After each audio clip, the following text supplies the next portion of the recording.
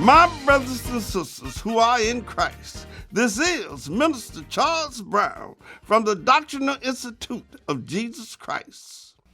The name of this message is Immigration.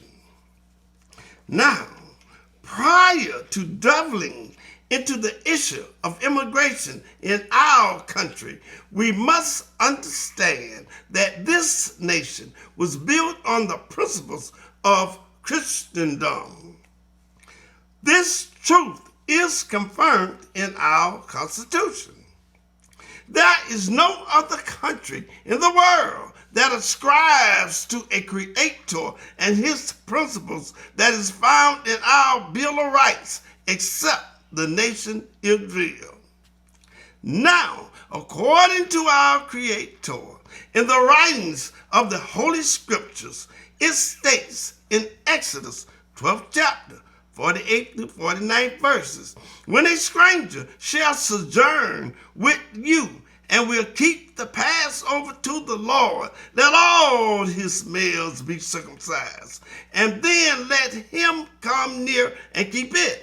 And he shall be one that is born in the land, for no uncircumcised person shall eat thereof.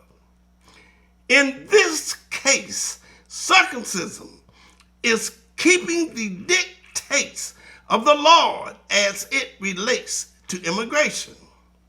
Again, in this verse, a stranger is a foreigner who is willing to sojourn in another country, honor the Lord of that country, and keep the precepts, doctrines, and judgments of that country. In this respect, the stranger shall be of that country. Now, if this stranger does not adhere to the laws of that country, meaning illegal entrance, then he shall be expelled from that country. It further states that there shall be one law for everybody in the country.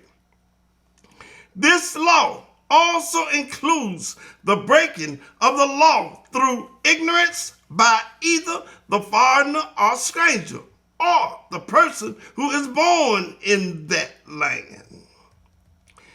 In this instance, the foreigner or the person who is born in this land will be incarcerated as opposed to being expelled from the country.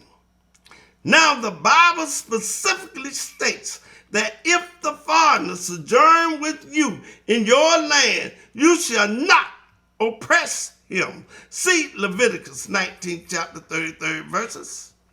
Oppression come by way of improper treatment of the foreigner or paying the foreigner at a rate lower than the person who was born in the land.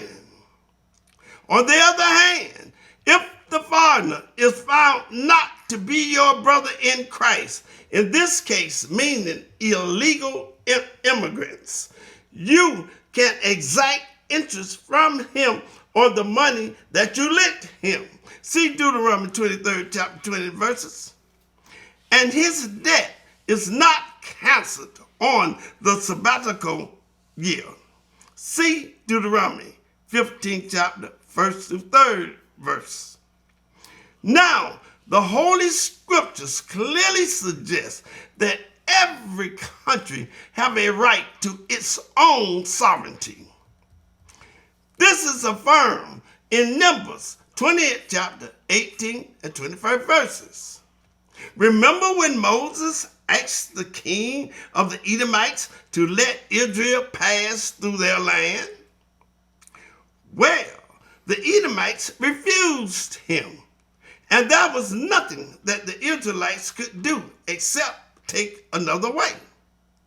Now Moses offered to pay for the troubles that Israel might cause the Edomites.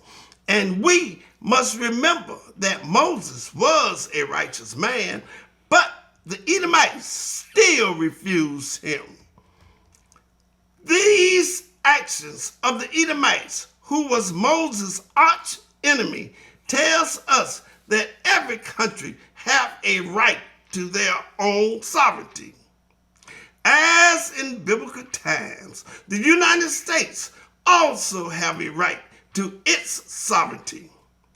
It can build a wall around this nation as you can have security on your house, or it can allow whosoever it deemed appropriate to come into this nation as long as the spirit of the law is applied or keep them out as the scriptures suggest.